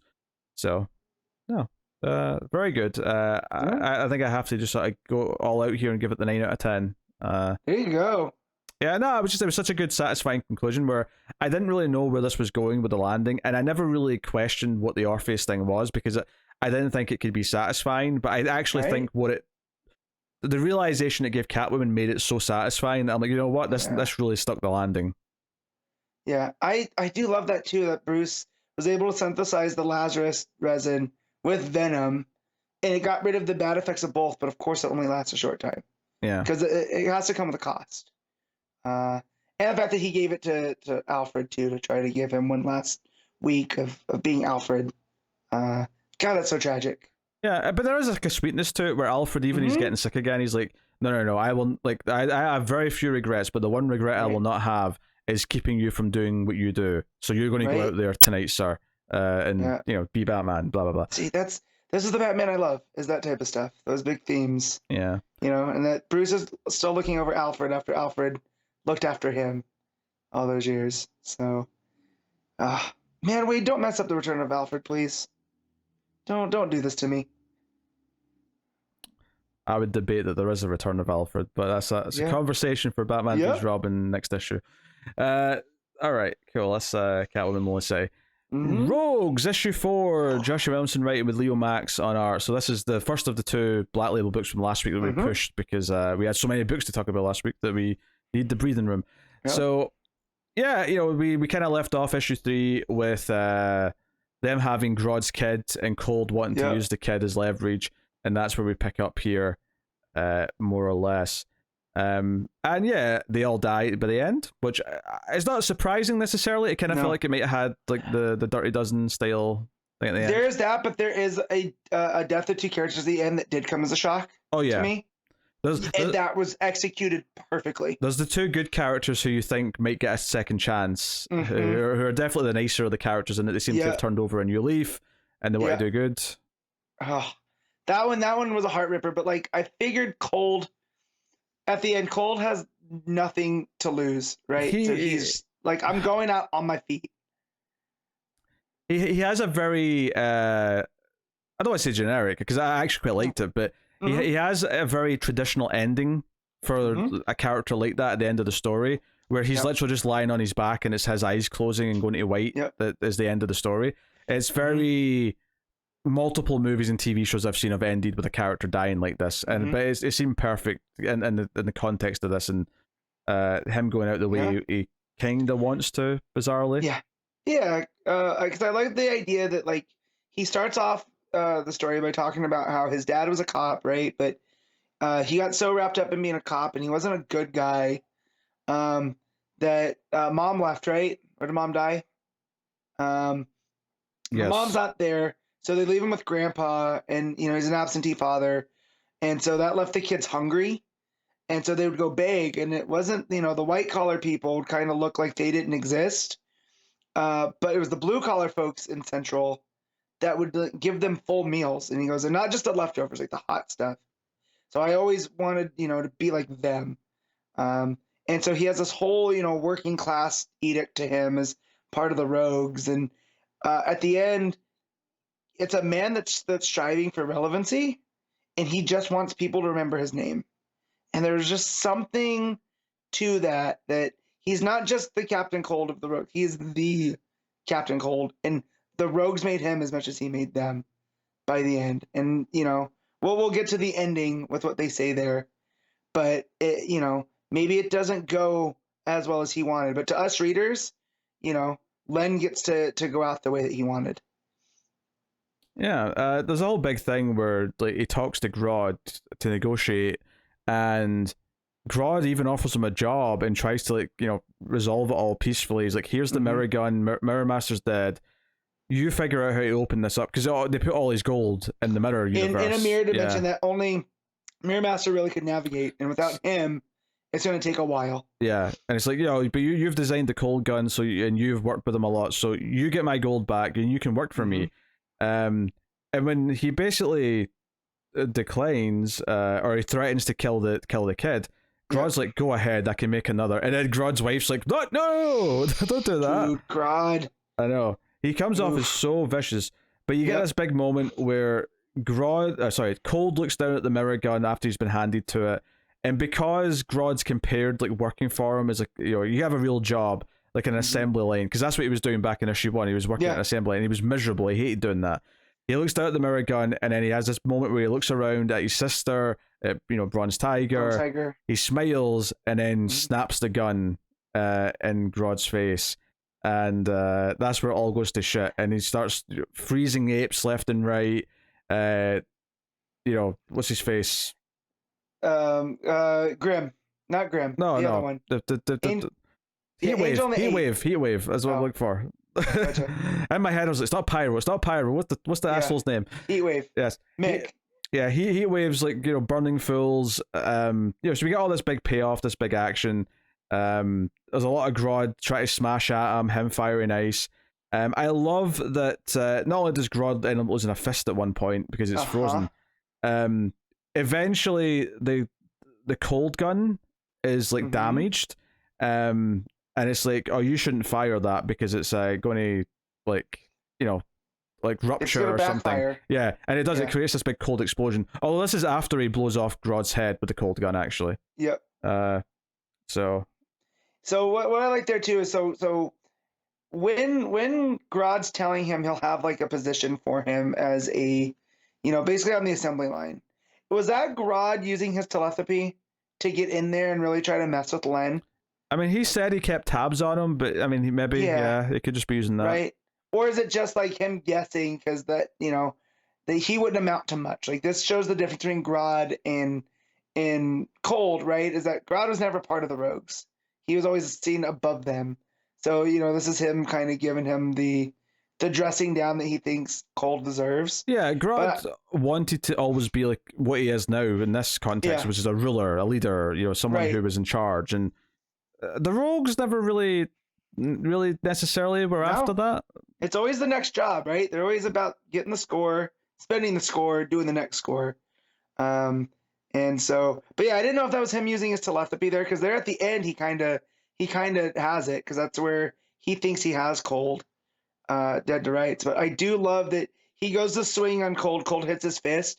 It breaks his hand off, and Grodd keeps coming, and it's so brutal. And Leomacs is the perfect artist for something like that. His art here is fantastic. That entire fight is just fun to watch. And then when the cold gun starts malfunctioning, it's like, oh, you can't fire that again. And then he fires it in his mouth, which blows off his head. But it also sends Cold flying, because it's this blast of ice just in every direction.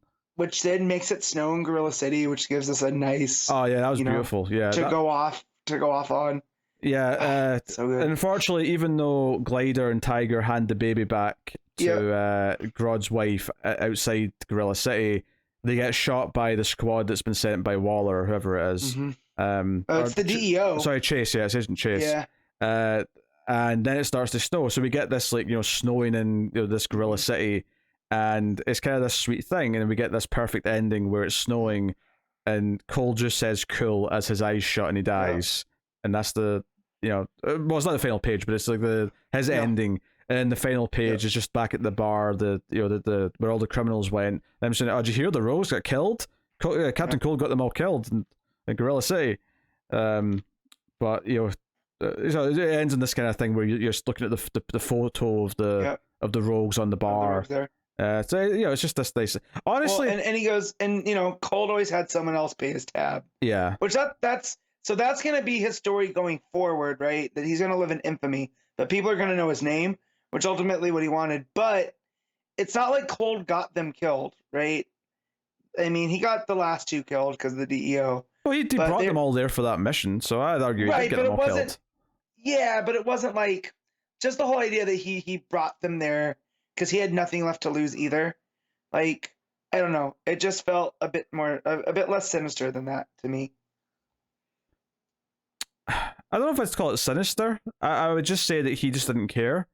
And maybe he was deluded enough to believe that he would actually pull it off.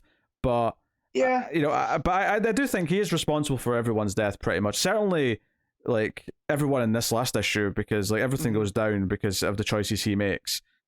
So honestly, like I think the last page is fine, but if it ended on the eyes closing page, I think that would have worked maybe even better. Yeah. Like just end with him dying like that.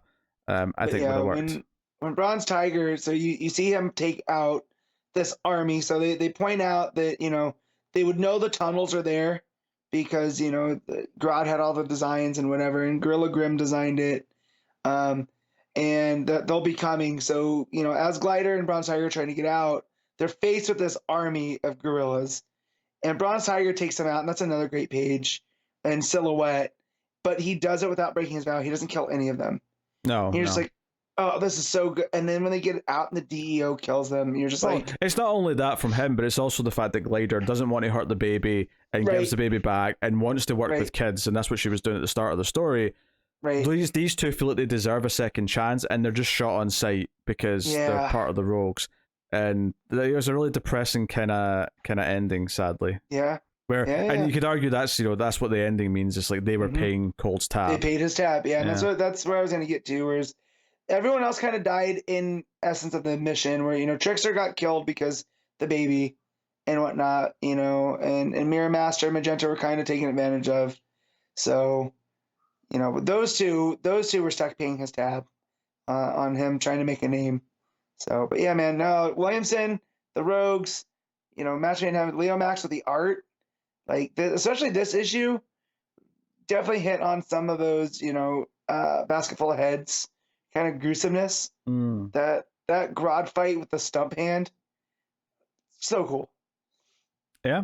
And the snow in this Metropolis at the end looked really great as well. Just such a vibe. The idea that his influence can be felt all over the city in this snow. It represents like him just completely wrecking this place. Yeah. And and he forced some of the people on the mission. Remember, he went to the old folks' home or hospital to. Yeah. Was that Mirror Master? He was getting. To get Mirror Master because he's lost his mind. So he's forcing these people into this. Some of them anyway. Yeah. So like. That story is about how he's kind of understandable, but he is a bastard. He's kind of like a less successful Walter White of the DC universe. Yeah, I definitely see that. Right, that's how I would describe Captain Cold. He has these delusions of grandeur, but he's not as good at it as Walter White is. And it's his ego that gets him into the trouble. Yes. Yeah. So. But Cold's still up there as one of my favorite villains. This does him service, I feel. If this is meant to be like, Marvel is doing the End miniseries. If this is kind of like Rogue's The End, I feel like it's a fitting end of their tale. And didn't even feature the Flash, right? No. And that it gets by on the strength of the character that of Captain Cold and Grodd and that. So yeah, very very worthwhile. Glad that it did pay off. Yeah. All right. What are you giving Rogues issue 4? I'm giving this an 8.5. I'm going on 9 with this one. There you go. It was excellent. The way it finished off his story, I just thought was really captivating. And I think the actual flow in the art and like the moment where he's like about to make the choice to snap the gun, like that's a good couple of pages of him considering and sort of looking around, and you understand everything into his head as to why he's making that choice. I just think that some of those sequences are really well done. So, 9 out of 10 for me. All right, Aquaman Andromeda, issue 3, Ram V writing, Christian Ward on the art. And the start of this issue kind of like is young Arthur getting told by his father this story that he heard from Arthur's mother about how Atlantis sank and why it sank. And it turns out it's because there was sorcery in Atlantis back in the day. People used magic. And it was basically discovered over time that anytime someone tapped into the magic side of things, they were tapping into what they called the dead world, and that was reaching out back and creating the things. And then you can kind of see where this is going if you've been reading the story up until now, is that this dead world is this thing that's in this ship. And basically, because whoever it was at the time was in charge... it's Arion, right? There you go. The great king of Atlantis. But real quick, I want to point out that they're seeming to do a new spelling that makes it look a lot more Atlantean, right? The Arion that we always see is the Arion, but here they've done the AHR apostrophe. They also did that at the beginning of Batman v Robin when they go to Atlantis. So I'm wondering if that's going to be a thing for DC going forward. Of this is to show the old king of Atlantis, just a continuity thing.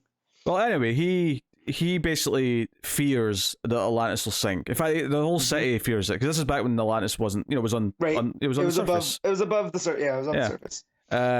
So it sinks, and that's why Atlantis sinks. And obviously, they realize why it's done this. So they built a ship and they launched Dead World into space so that it could never do anything again. And I like the little tease at the end as well, that the reason why it came back is because just as it left, he dreamt one night, he had a nightmare that it landed in the ocean again one day, and that's why eventually it came back. So it's like a really cool backstory to all this stuff going on. We still have Black Manta coming in, and he ends up killing like half the crew of the Andromeda. And we have, like the ships up above launch like missiles or torpedoes at the ship, and Aquaman actually gets knocked out, like saving them with his trident. Yeah. And so it all comes down to Yvette and the older guy, Ivanov, I would say. Yeah, something along those lines. We get his backstory. That comes later. Yeah, but they are going in with the core of the ship to try and blow up the dead world so that it can't do anything else. And Aquaman's going to hold off whatever the thing creates, which ends up being a monstrous version of him.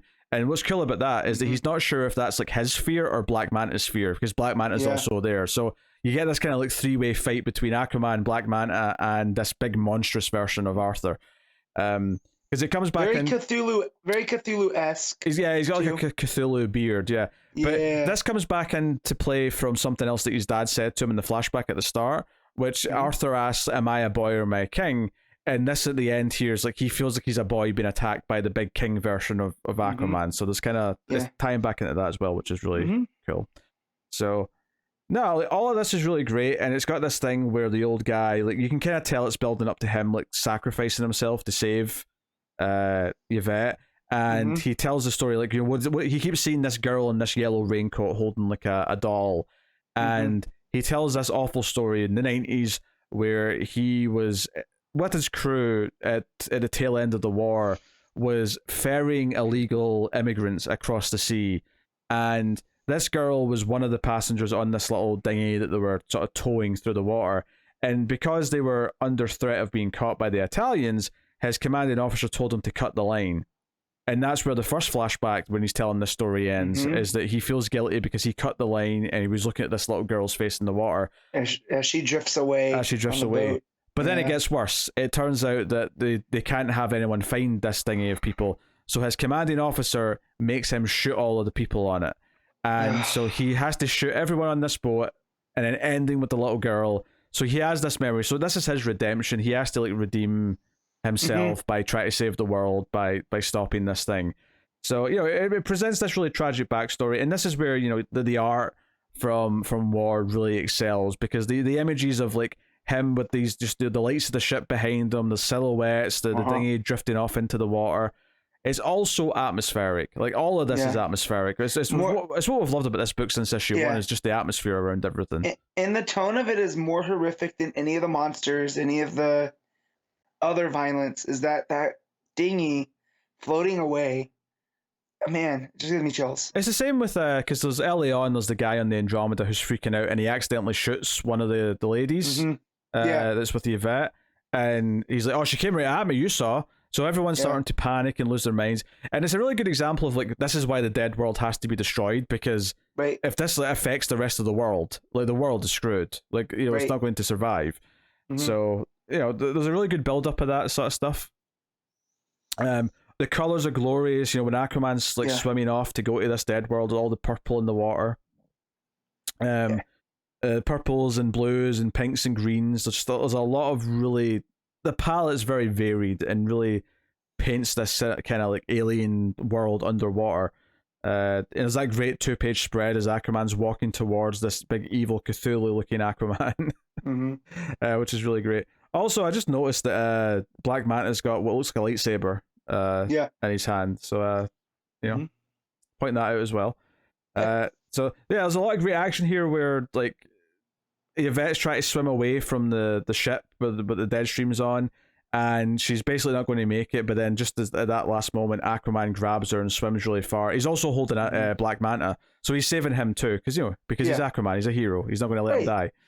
I also like how kind of quiet Aquaman is in this, right? He's a man of very little words, and it's his actions. It gives him this presence that you don't normally get with him. He has this mythical quality, which is kind of like the last page, even Yvette, when she wakes up with this, like, you know, in this village with some Inuits or whoever it is, she is like, hey, like, was that all real? Was Aquaman like a dream?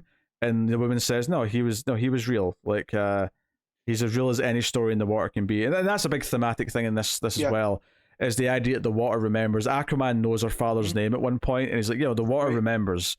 Like, partly that's why she's so scared of losing, is that anything is into this, because the bomb they're setting off isn't really a bomb, it's actually a singularity, so it's effectively making like a temporary black hole in the ocean that'll suck in the dead world. The dead world, and it's kind of this idea that if she gets sucked in, like, she's the only person who remembers her father. So if she gets sucked in, then it's like her father's dying for a second time, and she kind of hates that. So she's really determined to try and stop that. So there's a lot of emotional weight to the idea of that, and the idea of stories that exist in the water. And at the end, Aquaman's still this mythical being that helped her maintain her father's memory. I don't know. There's a lot of sweet, big thematic ideas to it. They make it all feel larger than life, which is what I've liked since the first issue had the big Kraken monster show up, and Yep. It all felt very ethereal and otherworldly. I like that feeling's still here, even though it explained a lot of what was going on. It never lost that mystique, and I think that's very impressive. Yeah, yeah, and it's Ram V playing with these ideas, right? Not ideas, but like the idea of ideas. And here with the water remembering, and this dark world unleashing everyone's fears upon the world, if it gets powerful enough. Because the last time it was this powerful, it sank Atlantis. Yeah, literally.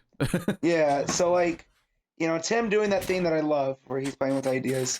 So, and here we get to see Aquaman fight a Cthulhu version of himself, which is super cool. And Ward, for as ethereal and stuff as it is, it's also cool to see him draw these big monsters. Oh yeah. So also I love how much of a. I was gonna say, I love how much of a bastard Black Manta is in this. Like, he's like killing crew members. He's planning on killing everyone on the ship, and it feels like he'll do it. It feels real. It feels like he feels like a proper pirate, right? Yeah. He's like Captain Blood.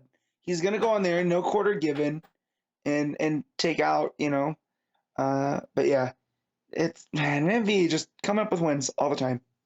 Yeah, no, I've loved this miniseries. It kind of feels weird because obviously it's been very spread out over 6 months or whatever it's been, but like. This is like something I'd rank up there for him. Like I would, I mean, I think his Swamp Thing's my favorite thing he's done, but I think that's maybe my second favorite Ram V thing. I might put this over Catwoman at a push, but it just makes me more excited for more Ram V work. Yeah, right. So, and the art's great. The color palette is just gorgeous. Yeah, throughout. I mean that's Word too. A lot of the purples, blues, pinks, very oceany, watery. That side of the color wheel. All playing with each other very well. It did such a good job of feeling like a science fiction story, despite the fact that it's just underwater. And I know it's like a spaceship technically, but by the end we kind of know it's came from Atlantis, so it's not really an alien thing. But it doesn't matter; it still has that feeling the entire time. Yeah, no, it's definitely it's got like kind of like The Thing with the isolation and whatnot. Definitely Alien in there with the crew. And, there's a lot of space movies where they're finding like a derelict ship and investigating. This is totally like, I mean, there's a character named Burke, which is obviously an Alien's character, so that's a very intentional reference. So so it definitely hits that, but also with the whole mythology and what does it mean for Aquaman? Is he a boy? Is he a king? And all of that, and just his mythical status at the end there. I think what was really nice about that is that it set this idea up that he is very much a human with a father, but to others he's a king. Under the water, he is this mythical thing. It sort of like it did this really interesting trick where it made him feel both human and relatable, but it kept his aura for all the other characters, so he always felt like this mythical thing in the story. It made him distant too. Yeah, where you couldn't get too close to see him. You're kind of getting glimpses, like the crew is watching him outside of the ship. Yeah. So, but it gave him enough humanity for the reader, I think, so that we got the benefit of both worlds, bizarrely, which is really impressive. I don't think normally you can do that. No, and that is Aquaman in a crux, right? He's born of two worlds. He's the the surface person and the Atlantean. Oh, sure, yeah, you can say that, but writing it so that you feel both things at the same time is a very different thing. Yeah, I don't think we've ever. I'm trying to think, because maybe during the early Rebirth stuff we kind of got that. I don't remember, but not like this, because I'm not talking about the logistics of like what he actually is. I'm saying at the same time as a reader, you feel he's both human and relatable, but also big and mythical. And I don't think you usually get that in good writing for most characters, never mind Aquaman specifically. Right. Like in theory, you should feel that for Superman a lot, but I don't think I think some writers are good at making him feel human, and it's good in that sense. Some writers are good at making him feel big and mythical, and that's a different thing. I think it's rare that you get to feel both at the same time. Yeah. And I think that's kind of what I felt here with Aquaman, which is impressive. So yeah. All right, what are you giving Aquaman Andromeda issue 3? I'm giving this a 9. I am also going to give this a 9. Fantastic. So that'll take us out of the part of the show. We pick our favorite stuff of the week, favorite panel/moment, favorite cover, favorite art, and top 5 books. And we'll include these two books from last week since we did them this week. We'll include them in the mix. Good to know. Yeah. So what was your panel/moment, Matt? So I really want to give it to Bibbo taking on the New Gods. But I love that so much. I also could go with the werewolf silhouette from Tech, the Albuquerque Jew, because that was also awesome. Or anything from Human Target. That one page where you're getting the recap as they're going upwards is really good too. But the one that made it huge for me, that made the biggest impact, was Captain Cold versus Grodd with the bloody stump fight. It's just so good. So that's going to be my moment. I actually am also going to take a moment from Rogues, but I'm going to go with the 2 pages of build up to him snapping the mirror gun. I just think is perfect comic storytelling, and there's like no words. It doesn't need words. It's just like him looking down at the gun, thinking about the offer he's been made, looking at his sister and the others, and just making a choice. It just it's a perfect crescendo to the moment where he does it, and this moment of defiance, which is just so perfect for the character. That that's my moment of the week. All right, cover of the week. I had a quick look earlier. The Rogues cover is very nice. Human Target's always got a good cover. I think my pick, though, is probably just the regular cover for Action. I really like that sort of painted quality to the Superman on there. He's also very... He does look like Christopher Reeve and George Reeves mixed. It's a combo. It looks great. I love when you get the texture of the ripples in the material, because it makes it feel like a real outfit and not just a painted on thing. It looks like it's actually got thickness and texture to it, and I love that. So that's my cover of the week. What are you going for? So Action had some good ones too. There's a Lapham that looks pretty cool. There's a Sarmento that looks good, but this is a week with Human Target. And as great as the Smallwood main cover is with Rocket Red, like in his visor, you see a bloodied Christopher Chance. Like that looks fantastic. The Ryan Sook variant that has the JLI around Chance with the Kill Me sticker put on the back of him, like a kick me sign. Yeah.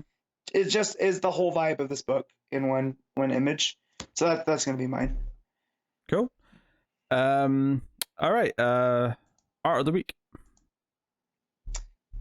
You going? I'm going first. This one's tough because this had some killers this week. Especially since we've got those 2 Black Label books. There's a lot of options here.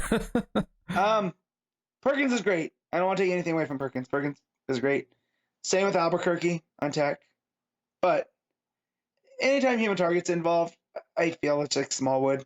And this art this week was so different than not so different, but different enough from what we've been seeing in the book. It's a nice change of pace that I'm giving to Smallwood. I think I'm actually going to, just because I happen to have them both here in the same episode, I think, and because Smallwood wins almost every time, I'm going to go with Ward for Andromeda. Okay. Just by a nudge, because it is so distinctly different. But that's no knock on Smallwood, obviously. No. So yeah. All right. Top 5 books, Matt. Go. All right. So number 1 is gonna be Action Comics. 2 is gonna be Andromeda. 3 is Human Target. 4 is Tech. And 5 is what's the other one? Is it Vampires? Yeah.